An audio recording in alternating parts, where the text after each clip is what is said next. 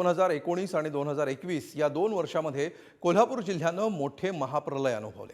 या महाप्रलयांमुळे अगदी होत्याचं नव्हतं झालं। या प्रलयांना कर्नाटकमधील आलमट्टी धरण आणि पुणे बंगळुरू राष्ट्रीय महामार्ग कारणीभूत ठरल्याचं समोर आलं होतं। पंचगंगा नदीतील गाळ सुद्धा कित्येक वर्ष काढण्यात आलेला नाही आणि यावरून मोठ्या प्रमाणावर झालेलं बांधकाम अशा अनेक गोष्टी याला कारणीभूत आहेत। याबाबत कोल्हापुरातून अधिक माहिती दिली आमचे प्रतिनिधी शेखर पाटील।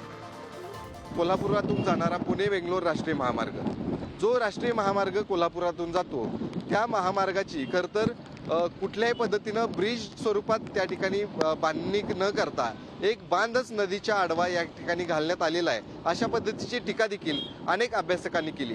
कोल्हापुरात माझ्या बाजूला जाणाऱ्या कोल्हापूर रत्नागिरी महामार्ग हा देखील जबाबदार धरण्यात आला, कारण याच महामार्गाच्या बाजूनच पंचगंगा नदी असू दे, कुंभी कासारी या नद्या देखील वाहतात आणि म्हणूनच या नद्यांना देखील हा एक बांध स्वरूपाचाच मार्ग या ठिकाणी बनवण्यात आलेला आहे आणि म्हणूनच या महापुराला हा महामार्ग देखील जबाबदार असल्याची माहिती अभ्यासानंतर आणि काही जणांनी टीका केल्यानंतर समोर आली।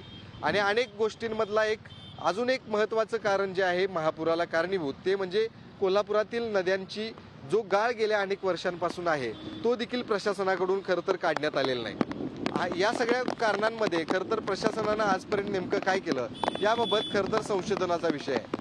कॅमेरामन ओंकार वळवडेसह शेखर पाटील, पुढारी न्यूज, कोल्हापूर।